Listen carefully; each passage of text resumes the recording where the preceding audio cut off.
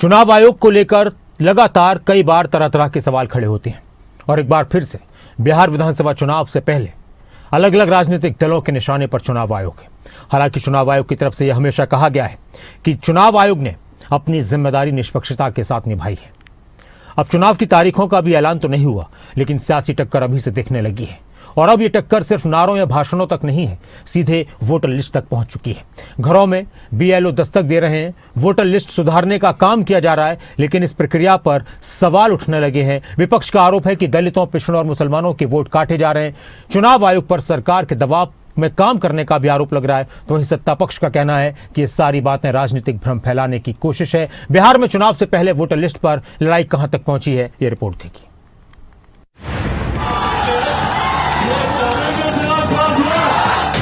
बिहार की चुनावी बिगुल से पहले वोटर लिस्ट को लेकर जबरदस्त सियासत शुरू हो गई है।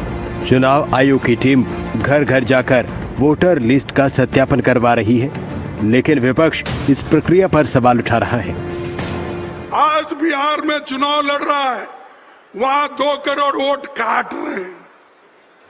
अगर काट के तुम लोग इलेक्शन करना चाहते हैं, एक वक्त ऐसा आएगा तुम पछताओगे। जो काम आज गलत कर रहे हो उसका पछताना होगा आपको। विपक्ष का आरोप है कि ये वोटरों को हटाने की सुनियोजित साजिश है।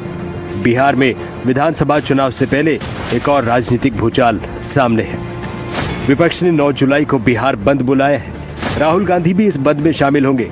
तेजस्वी यादव ने वोटर लिस्ट रिवीजन को वोट बंदी करार दिया है।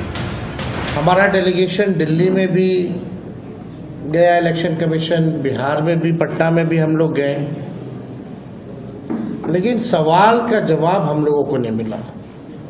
हालांकि आप सब लोग जानते हैं कि पटना का जो इलेक्शन कमीशन है बिहार का, वो निर्णय लेने योग्य नहीं है, उनको अधिकार नहीं है। वो केवल जो है पोस्ट ऑफिस जैसा काम करते हैं। वोटर लिस्ट के रिवीजन को लेकर सत्ता पक्ष और विपक्ष आमने सामने है। एक तरफ चुनाव आयोग घर घर जाकर वोटर वेरिफिकेशन करवा रहा है, वहीं दूसरी तरफ विपक्ष इसे लोकतंत्र पर हमला कह रहा है। कहीं वोटर जोड़ने जैसे आरोप, कहीं वोट काटे जाने के आरोप लग रहे हैं और सत्ता पक्ष इसे पारदर्शी कवायद बता रहा है। कि राजद को गुंडागर्दी ही आता है और तो दूसरा कुछ आता नहीं है। आप समझिए, इलेक्शन कमीशन ने बड़ा स्पष्ट तौर पर कहा कि कोई भी परिवार का सदस्य यदि उसका परिवार ये लिख के देगा कि ये यदि बाहर में गए हैं या पटना गए हैं, उनकी सहमति बन जाएगी। लेकिन जो बांग्लादेशी है या बिहार के बाहर के लोग हैं, जब आप अंधी गुफा में चलते महसूस करते हैं तो रोशनी का सुराग माननीय सर्वोच्च न्यायालय से ही होता है। हमने गुहार लगाई मुख्य चुनाव आयुक्त और बाकी के 2 आयुक्तों के समक्ष, छोटे छोटे सवाल पूछे। हमने कहा कि 22 बरस ये नहीं हुआ तो कौन सा पोजीशन पेपर या अप्रोच पेपर आपने डेवलप किया। हमने उनसे कहा कि आपने जब कहा था कि मेरे पदभार ग्रहण करने के बाद अब सारे निर्णय पॉलिटिकल पार्टीज से बात करके होंगे, किनसे आपने बात की या किसी एक से बात करके इतिश्री कर ली। देखो, वहाँ पर बहुत सारे जो इलेक्टोरल रोल है उसके अंदर अनियमितताएं थी। आप जानते हो बिहार से बहुत लोग पलायन करते हैं और जो है वो वोटर लिस्ट में नाम उनके जरूर होते हैं, तो वो जो है वो बोगस वोट्स मानी जाएंगी। तो बाहर वो लोग जब रह रहे हैं तो नेचुरली उनका तो जो है उनकी जब वोटिंग ही वहाँ पे नहीं है तो फिर वो वोट तो कटेंगी। उससे जो है अब इनको परेशानी हो रही है, क्योंकि अभी तक जो है उसका ये फायदा उठाते आ रहे थे। अब जो है इलेक्शन कमीशन ने उसके ऊपर स्ट्रिक्ट संज्ञान लिया है कि जो वोटर लिस्ट के अंदर जो नाम है वो उनके होने चाहिए जो वहाँ के बाशिंदे हैं और जो वहाँ रहते हैं और वोट करते हैं। देखिए, इलेक्शन कमीशन अगर निष्पक्ष नहीं रहेगा और जिस तरह से अधर्मिता दिखाने की बात हो रही है, लोगों से सर्टिफिकेट, उनके माँ बाप के सर्टिफिकेट, 80% लोग वहाँ आदिवासी, दलित, पिछड़े ये लोग हैं। और जो गांव के अंदर रहते हैं, जहाँ गांव के अंदर कहीं अस्पताल के अंदर होता नहीं था, बहुत सारे बच्चे अपने घरों में पैदा हुए हैं, दाइयाँ पैदा करती थी, उनके बर्थ सर्टिफिकेट कहाँ से लाएंगे। बर्थ सर्टिफिकेट मांग रहे हैं, फिर माँ बाप के वो मांग रहे हैं। तो तमाम चीज़ें अगर करने का काम इलेक्शन कमीशन कर रहा है तो मैं समझता हूँ ये लोगों को उनके अधिकार से वंचित करने का प्रयास किया जा रहा है। घर घर चल रहा है वोटर वेरिफिकेशन, लेकिन इस वेरिफिकेशन पर ही अब सवाल उठे हैं। विपक्ष का आरोप है कि चुनिंदा इलाकों से वोटरों के नाम काटे जा रहे हैं, वो भी जातिया और धार्मिक पहचान के आधार पर। चुनाव आयोग ने भी सफाई देते हुए कहा है कि वेरिफिकेशन का काम आर्टिकल 326 और लोक प्रतिनिधित्व कानून के दायरे में ही किया जा रहा है। बिहार में वोटर लिस्ट का ये रिवीजन अब टेक्निकल प्रक्रिया नहीं, सियासी रणभूमि बन चुका है। चुनाव आयोग ने कहा है किसी वैध वोटर का नाम नहीं कटेगा। वोटर लिस्ट में गलत तरीके से नाम जुड़वाने वाले बाहर होंगे। विदेशी घुसपैठियों के नाम को बाहर किया जाएगा। बिहार में 25 जून से विशेष वोटर लिस्ट रिवीजन अभियान जारी है। चुनाव आयोग की टीम घर घर जाकर वोटरों से फॉर्म 6 भरवा रहे हैं। मकसद है लिस्ट को साफ करना, नए नाम जोड़ना, फर्जी वोटरों को हटाना। इसी अभियान पर अब सियासी सवाल उठ रहे हैं।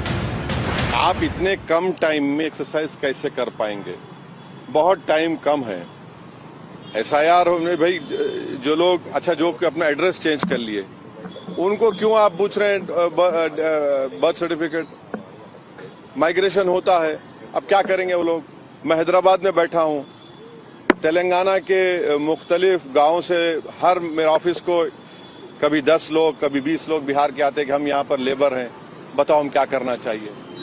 गरीबों के, पिछड़ों के, दलितों के नाम बनाए रखने के लिए जो प्रारूप, जो डॉक्यूमेंट्स मांगे जा रहे हैं, इसके पहले नहीं मांगे गए।